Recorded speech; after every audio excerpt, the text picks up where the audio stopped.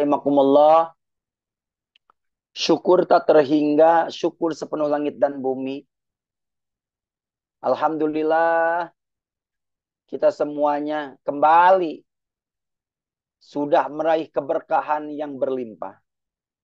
Setelah tadi malam, semua murid-murid Pangersa Abah sekolong langit yang dibisahkan untuk melaksanakan sholat nisfu Sya'ban semalam 100 rakaat. Begitu hikmat, begitu nikmat, semuanya dibisahkan oleh Guru Agung. Kalau saya biasanya kalau selesai melaksanakan sholat nisfu Sya'ban lalu sujud syukur, Masya Allah itu air mata sudah tidak terbendung. Dari mulai rokaat-rokaat terakhir sampai sujud syukur, itu air mata itu tidak bisa terbendung. Air mata haru, air mata bahagia, bahwasannya kita dibisahkan. Gitu. Kemarin, ini nyata, kemarin siang atau sore ya gitu. Saya bikin status di WA, kata saya, Masya Allah, kalau bukan berkah karomah, kalau bukan melalui berkah karomah Guru Agung, Guru Mursyid kita mungkin tidak bisa, tidak kuat, bahkan tidak tahu melaksanakan sholat nisfu Sya'ban 100 rakaat. Ya secara umum ya Yasin yang 3 balik dibaca itu secara umum begitu. Tapi bisa jadi ada yang tahu dalilnya, terutama para kiai, para ulama, para ustadz pun ada yang tahu, tapi belum dipisahkan untuk melaksanakannya. Nah kemarin pas status saya naik, itu Masya Allah teman-teman mubalik, teman-teman kiai, teman-teman ustadz, ya. Masya Allah beneran itu katanya gitu. Sholat 100 rakaat dilaksanakan. Betul kata saya. Ayo gabung ke sini kalau mau datang ke sini sebelum maghrib kata saya gitu. Ikut bareng-bareng melaksanakan dan merasakan nikmatnya. Oh itu apa? Selesainya enggak sampai jam berapa itu? 100 rakaat gitu. Masya Allah. Alhamdulillah. Bahkan semalam di madrasah, di tempat saya, Alhamdulillah. Kurang dari setengah 9 sudah selesai. Dibisahkan oleh Guru Agung. Nikmat sekali ya Allah. Rabbi. Tidak terhingga. Air mata yang ngocor, yang muncul terus-terusan, tidak terbendung. Yang terbayang itu ya senyum Guru Agung saja. Senyum Guru Agung yang terlintas dan bahasa beliau yang siapa yang berhak dan sudah mendapatkan berkah di bulan Rajab, berkah di bulan Sya'ban, ya dia yang sudah dibisahkan melaksanakan sholat sunnah Rajab 42 rakaat, dia yang sudah dibisahkan melaksanakan sholat nisfu Sya'ban 100 rakaat. Tadi malam kita semuanya dibisahkan. Alhamdulillahilladzi faddalana ala katsirin min ibadihil mu'minin. Ini rizki. Ini nikmat yang tak terhingga. Saya bilang, mau dapat di mana-mana. Kalau nggak ketemu Abah. Nggak akan dapat. Nggak akan tahu. Dan nggak akan bisa. Kalau tidak jadi member melalui Ta'lam Kap ya Nun. Ya. Ta'lam Kop ya Nun. Tidak bisa kalau tidak melalui talqin, tidak ikut dengan Guru Agung. Tapi setelah ikut dengan Guru Agung, Masya Allah, dibisahkan. 100 rakaat. Untuk apa? Untuk menyambut keberkahan selanjutnya 600 rakaat di bulan Ramadan 1. Masya Allah, tarawih. Jadi santai kita mah sudah dilatih, dibisahkan oleh Guru Agung. Bangga boleh? Boleh kalau kata Abah Jagat mah. Bangga, bangga kita punya Guru Agung, punya ajaran yang luar biasa, ajaran istimewa, ajaran yang tidak biasa, ajaran yang bisa jadi tidak dilaksanakan, tidak dimiliki oleh orang lain. Bangga boleh? Boleh. Tapi bukan untuk jumawa, bukan untuk legeng. Ini mah saking kebanggaan, syukur, bahagia, syukur sepenuh langit dan bumi. Alhamdulillahilladzi faddalana ala katsirin min ibadil mu'minin. Ikhwan akhwat rahimakumullah. Maka setelah kita meraih keberkahan, dibisahkan untuk melaksanakan 100 rakaat salat nisfu Sya'ban tadi malam, secara umum bahwa nisfu Sya'ban adalah setoran, gitu. Setoran catatan amal kebaikan kita semalam. Maka kembali lagi pagi hari ini di Jumat berkah kita melaksanakan sudah pagi-pagi kita di subuh pagi ini kita semuanya sudah kembali lagi menikmati sajian Allah Subhanahu wa taala, menu istimewa, menu spesial yaitu manakiban. Dimulai dengan manakib online internasional. Maka pagi hari ini di pertengahan berarti ya bulan Sya'ban, mari sama-sama kita ngalap berkah dari kitab hasil karya guru agung kita yaitu kitab Fadhailus Syuhur. Sebagaimana kita tahu, bulan Sya'ban hurufnya ada shin, ada ain, ada ba, ada alif, ada nun. Ada 5 huruf. Shin, Jumat lalu sudah diterangkan, bahkan oleh beberapa waktu talqin, para membalik pun sudah. Shinnya pada bulan Sya'ban adalah syukur. Bahasa pengersa apa? Sudah tidak ada waktu lagi untuk tidak bersyukur kepada Allah Subhanahu wa taala. Karena kita apapun aktivitas kita, semuanya jadi poin, semuanya jadi nilai di hadapan Allah Subhanahu wa taala. Apapun aktivitas kita, kegiatan kita, semuanya jadi nilai surga di dalamnya. Maka kalau sudah ada nilai surga, banyak kenikmatan di dalamnya, maka bersyukurlah atas segala nikmat yang sudah diberikan Allah Subhanahu wa taala. Di sini senang, di sana senang, di mana-mana hati kita semuanya senang. Kenapa senang? Karena itu kita ikut dengan guru yang senang, guru yang sudah bersama dengan yang maha senang, maka kita pun terbawa senang. Bersyukur kita. Alhamdulillahilladzi faddalana ala katsirin min ibadil. Lalu yang kedua ada huruf ain. Ainnya adalah ahdun. Perjanjian. Masya Allah. Di sini kembali lagi pengasahabah menegaskan. Janji yang sudah terucap, janji yang sudah terikrarkan kepada manusia, kepada makhluk, terlebih kepada Allah, maka mau tidak mau janji tersebut harus dilaksanakan. Kalau pakai lagu, ada lagu begini.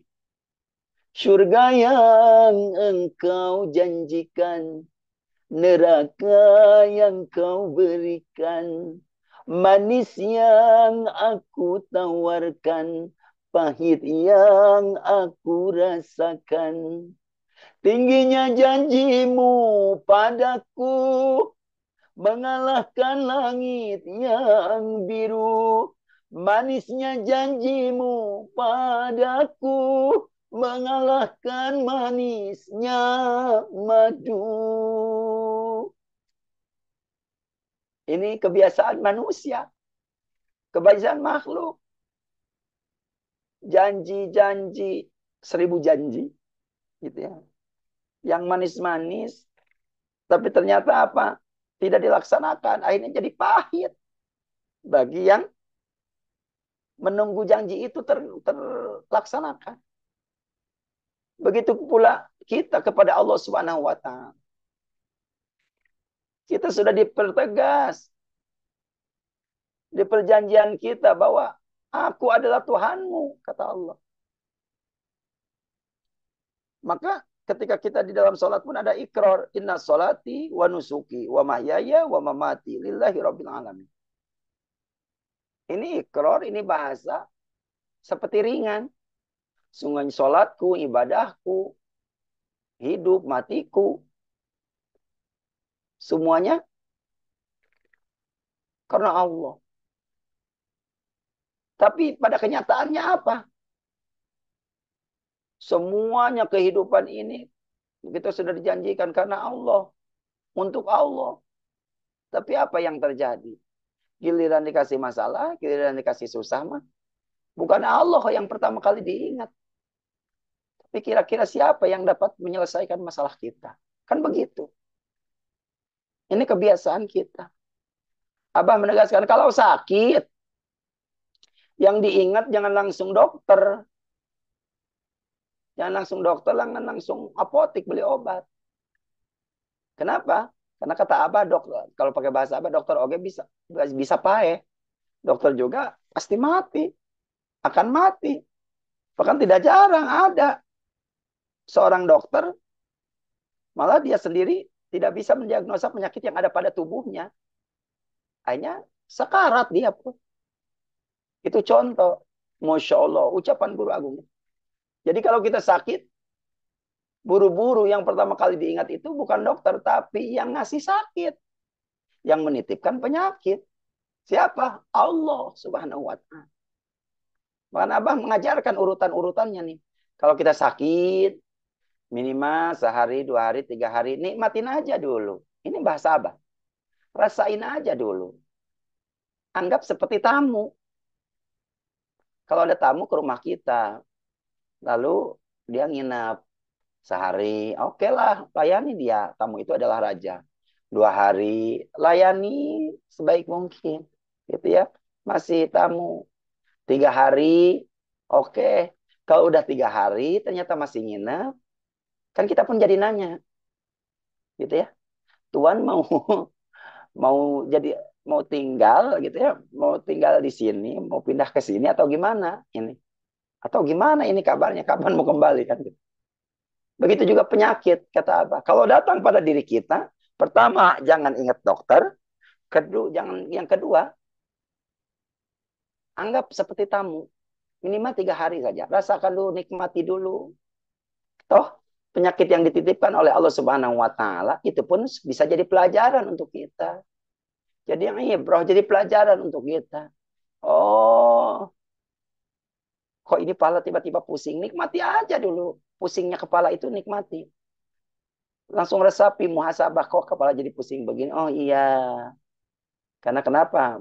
Kepala pusing ini. Oh, karena suka terlalu sibuk mikirin masalah orang lain. Gitu ya. Jadi pusing, jadi nikmatin dulu. Gitu ya. Terus, oh ya Allah. Ini badan badan panas, tinggi, demam tinggi. Oh, dinikmati aja dulu. Kata Abah, kalau demam tinggi, berarti apa? Dinginkan dengan zikir khofinya. Terus dikabur. Supaya jadi adem. Gitu ya. Jadi adem. Lalu kalau misalnya, aduh kedinginan. Kan meriang itu ada yang dingin sekali merasa kedinginan. Buru-buru hangatkan dengan zikir jaharnya. Yang banyak. Sampai berkeringat. Ini aturan-aturan yang seperti ini. Sudah diutarakan. Sudah diberikan oleh guru agung kita. Tapi memang pada kenyataannya. Kita sendiri yang ngomong bahwasannya. Apa nama sholatku, ibadahku, hidupku, semuanya sudah dipasrahkan kepada Allah, tapi pada kenyataan mah tidak seperti itu. Bahkan kita ketika kita sudah meyakini bahwa pengusaha Abah adalah guru agung kita, guru rohani kita, semuanya, mangga, gimana Abah saja. Tapi pada kenyataannya ketika ada problem pertama kali, bukan Robitoh ke Abah, tapi kemana? Ke ke tempat-tempat yang dimungkinkan secara otak logika kita bisa menolong kita. Akhirnya Abah jadi nomor 2. Jadi akhirnya apa? Allah pun jadi dikesampingkan. Nah ini permasalahan kita semuanya. Bahwasanya ketika kita ikut dengan guru agung, melalui proses talqin dzikir, kita sudah ijab qabul. Kita sudah bikin perjanjian, maka mau tidak mau, kita ikut sesuai kontrak. Ingat saya dulu waktu masih kontrak dengan TPI, Masya Allah. Itu ada, misalnya ada kata-kata begini dalam kontrak itu. Di setiap jadwal yang dilaksanakan oleh saya, maka semuanya harus terhubung, harus terkonfirmasi dengan pihak manajemen. Kalau ternyata tidak terkonfirmasi, maka itu akan ada denda atau ada finansial yang ditimpakan kepada saya. Denda lah diganti rugi. Itu sesuai kontraknya begitu. Suatu saat, saya sudah ada jadwal dengan pihak manajemen. Gitu ya, sudah ada pihak di daerah Bogor, tapi memang melalui manajemen. Di waktu yang bersamaan, uak saya nikahin anaknya. Lalu sebelum saya berangkat ke jadwal yang melalui manajemen, uak saya bilang begini, Ji, katanya gitu. Tolong dong isi dulu sebentar, ini di rumah uak saya itu depan rumah saya. di rumah Ua sebentar aja ini. Pengen ngajiin sebentar kata gitu. Apa namanya? Jamaah pengen dengar saya ngaji katanya walaupun sebentar. Aduh, saya ada jadwal. Sebentar doang. Ya udahlah, namanya satu rumah Ua saya depan rumah saya, kedua itu masih Ua saya. Akhirnya saya ngisi sebentar sekali pulang dari setengah jam. Saya ngisi, setelah itu saya langsung ngacir, langsung pamit menuju ke jadwal yang sudah melalui manajemen. Sampai di lokasi nggak telat, nggak masih masih main apa masih ada marawis gitu yang sedang main dari di lokasi. Eh, Akhirnya selesai, selesai acara sukses, selesai acara langsung besok paginya saya dipanggil ke kantor, gitu ya, kantor ke TPI di pintu 2 Taman Mini gitu ya dekat asrama haji. Dipanggil, pertanyaan pertama semalam kemana dulu? Kata saya nggak kemana-mana, kan saya langsung ke lokasi. Yang benar, ngisi acara dulu ya. Oh, itu mah bukan acara orang lain, itu mah uas saya hajat nikahin putrinya. Sebelum berangkat saya ngisi dulu sebentar doang, lalu langsung ke lokasi. Itu bahasanya, nggak bisa begitu. Harusnya semuanya harus terkonfirmasi, gitu ya. Harus terkonfirmasi ke pihak manajemen. Tapi kata saya, tapi kan ke jadwal yang di pihak yang minta ke manajemen pun kan tidak lambat, semuanya sukses dan iya, tapi ini jangan dibiasakan. Pokoknya untuk kali ini dimaafkan, untuk lain kali ini sesuai kontrak akan diberlakukan, akan ada apa namanya denda sebagai gini-gini. Itu kontrak kerja bahasanya. Itu kontrak kerja. Harus sampai seperti itunya, ada denda. Begitu juga kita. Ketika kita sudah jadi member, sudah ditalkin zikir, itu sudah kontrak itu. Terikat kita, berjanji kita, ada perjanjian di dalamnya. Dengan Allah subhanahu wa ta'ala melalui guru agung kita. Maka mau tidak mau harus siap setelah ditalkin melaksanakan segala aturan yang diberikan oleh guru agung. Dan mohon maaf sekali lagi. Untuk semua ikhwan akhwat yang punya madrasah, jadi ajaran dari guru agung kita itu bukan hanya sekedar manakiban. Ini yang harus digarisbawahi. Bukan hanya sekedar manakiban. Karena ada madrasah, iya alhamdulillah dia dibisakan untuk melaksanakan manakiban. Misalnya, tapi manakiban misalnya pagi jadwalnya. Rajin manakiban, istiqomah setiap bulan. Gitu ya. Tapi pada prakteknya, seperti misalnya amaliyah dzikir, sholat-sholat sunnah, itu tidak ada pembinaan kepada ikhwan di sekitar situ. Gitu ya. Akhirnya apa? Syukur-syukur kalau ikhwannya mau hadir manakiban di tempat manakib lain, di madrasah lain yang ada amaliyah malamnya, misalnya gitu ya. Dimulai maghrib berjamaah, misalnya manakibnya malam, jadi bisa ikut dan tahu. Tapi bagi yang tidak, Masya Allah. Jadi saya selalu bilang, bukan hanya sekedar manakiban aja guru agung itu. Ketika ada wakil talqin, atau mau balik, menerangkan tentang sholat sunnah ini. Bahkan ada jamaah ikhwan, ketika diumumkan, kita akan memasuki bulan Sya'ban, kita melaksanakan sholat sunnah, nisfu Sya'ban 1 Sya'ban. Apa dia bilang? Iya, saya juga udah dengar, udah, tapi saya belum pernah melaksanakannya. Kok bisa? Udah berapa tahun jadi ikhwan? Sudah ada 5 tahunnya. Kok bisa? Iya, karena di tempat saya katanya nggak ada yang melaksanakan nisfu Sya'ban. Lah, di madrasahnya tidak ada. Bahkan ketua madrasahnya pun malah ngimamin di madrasah lain. Di tempat lain. Tidak ada. Tidak melaksanakan. Di tempatnya sendiri. Jadi jemaah di tempatnya sendiri malah tidak melaksanakan. Ini yang jadi apa namanya yang harus kita pikirkan sama-sama. Keberkahan dari ajaran dari guru agung kita. Ketika kita sudah ditalqin. Ikut dengan guru agung. Maka mau tidak mau. Sebagai wayang kita harus ikut dengan maunya dalam. Abah sudah punya aturan, Abah sudah punya pakem-pakem tersendiri, maka kita ikuti kontrak yang sudah kita sepakati. Setelah talqin zikir, ikut dengan guru agung wayahna. Kita jangan mengedepankan ego kita, tapi kita mengedepankan apa yang dimau oleh guru agung kita.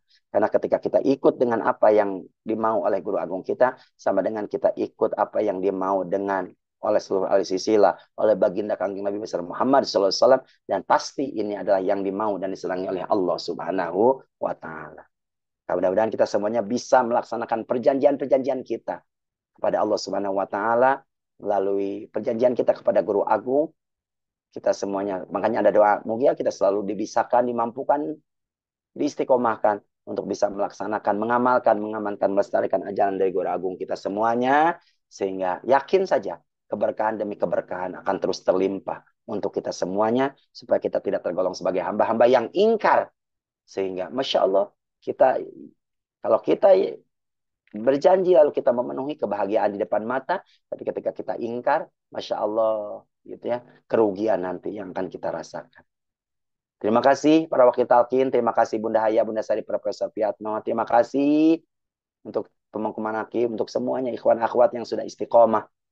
Dan semoga terus diistiqomahkan oleh Guru Agung, untuk senantiasa bisa melaksanakan, mengamalkan, mengamankan, melestarikan dari ajaran Guru Agung kita semuanya, gitu ya, sehingga berkah demi berkah terus terlimpah untuk kita semuanya.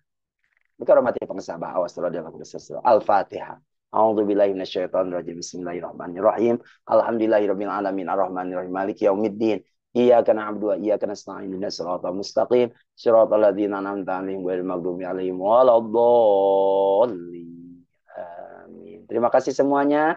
Maafkan saya lahir batin. Jumat berkah untuk kita semuanya. Assalamualaikum warahmatullahi wabarakatuh.